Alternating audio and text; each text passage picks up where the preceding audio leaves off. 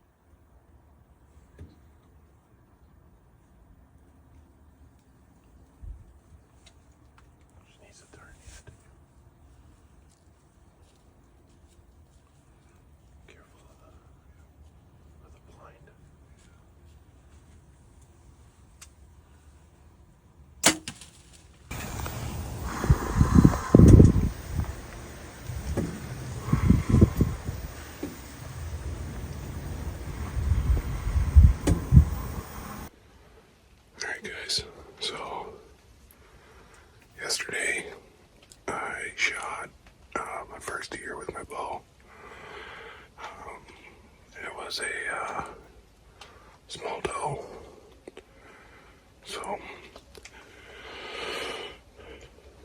came in at about 25 yards from behind us, worked its way out into the field. It was at about 35, and we kind of decided to just let it go for now, but it ended up coming back towards us at about 20 yards. So I ended up shooting it pretty much right above the brisket at a downward angle. So I clipped all the vitals going through.